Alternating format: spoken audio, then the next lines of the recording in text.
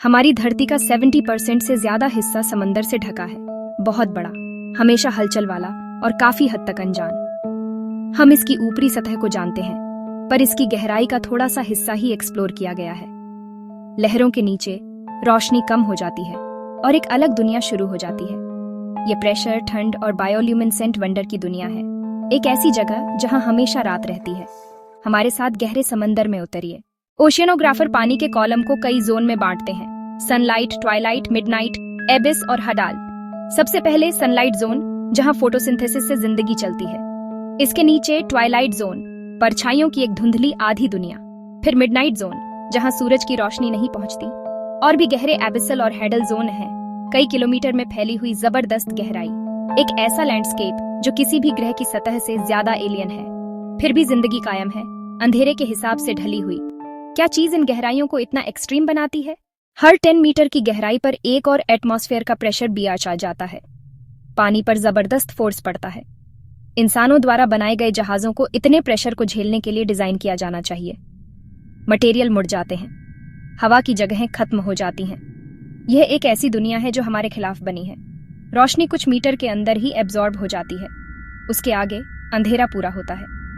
कई स्पीशीज अपनी रोशनी बनाती हैं। बायोल्यूमिनेसेंस गहरे में बात करने का तरीका है। फ्लैश, लुभाना और दिखाना रंग और देखने की जगह ले लेते हैं। ये रोशनी एक धुंधली दुनिया में अट्रैक्ट करती है, चेतावनी देती है और कम्युनिकेट करती है। आवाज नीचे तक बहुत दूर जाती है, कई स्पीशीज के लिए देखने से ज्यादा जरूरी। और इन अडेप्टेशन में से कुछ क्रिएचर तो लगभग दूसरी दुनिया के लगते हैं। एंगलरफिश पूरी अंधेरे में शिकार को फंसाने के लिए एक चमकने वाले ल्यूर का इस्तेमाल करती है। एक अचानक फ्लैश और शिकार खत्म।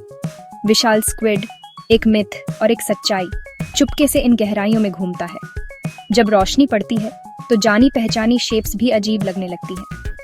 कई गहरे पानी के जानवर लगभग अदृश्य होते हैं, जेली जैसे और नाजुक। वे धीमी धाराओं और कम खाने पर जिंदा रहते हैं। सही वक्त पर जीवों के पूरे खेत गैलेक्सी की तरह चमक उठते हैं।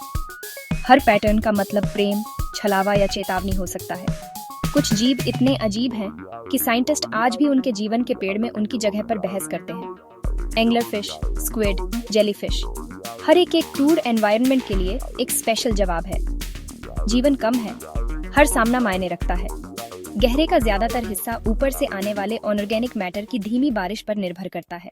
सबसे गहरे हैं ट्रेंच, टेक्टोनिक फोर्स से बने हुए संकरे दबाने वाले कैनियन। केवल special craft he in extreme जगहों की जांच कर सकते हैं। हाइड्रोथर्मल वेंट मिनरल से भरपूर पानी उगलते हैं, जो अंधेरे में ओएसिस बनाते हैं। वेंट के चारों ओर जीवन केमोसिंथेसिस पर पनपता है, केमिस्ट्री पर, सूरज की रोशनी पर नहीं। Microscopic communities in unique ecosystem का आधार बनाती है। आरओवी नई स्पीशीज और अजीब जियोलॉजी को उजागर करते रहते हैं। सेडिमेंट कोर धरती के क्लाइमेट की कहानियां बताते हैं। शुरुआती खोजकर्ताओं से लेकर मॉडर्न आरओवी तक हर गोता हमारी समझ को बढ़ाता है। जितना हम सीखते हैं, गहरा समंदर अपने राज रखता है और सरप्राइज करने की अपनी ताकत। समंदर धरती के क्लाइमेट को कंट्रोल करता है, गर्मी को इधर उधर करता है, कार्बन स्टोर करता है और मौसम को चलाता है। गहरे में कार्बन सिंक सदियों तक हमारे क्लाइमेट को स्टेबल करने में मदद करते हैं। लेकिन इंसानी असर सबसे गहरी जगहों तक भी पहुंचता है। प्लास्टिक, शोर और केमिकल पोल्यूशन। साइंटिस्ट इन दूर के सिस्टम को मापने और बचाने के लिए काम करते हैं। डेटा बदलाव दिखाता है, गर्मी, ऑक्सीजन की कमी और बदलते हुए इकोसिस्टम। गहरे को समझना बहुत जरूरी है, साइंस के लिए, क्लाइमेट के लिए, हमारे फ्यूचर के लिए। सबसे गहरे ट्रेंड से लेकर स्पेस में नीले बिंदु तक समंदर हम सबको जोड़ता है। यह धरती का आखिरी फ्रंटियर बना हुआ है, हमारी क्यूरियोसिटी और केयर का इंतजार कर रहा है। हमारे नीले ग्रह के बारे में और जानने के लिए सब्सक्राइब करें, और भी ओशन एडवेंचर के लिए लाइक और सब्सक्राइब करें।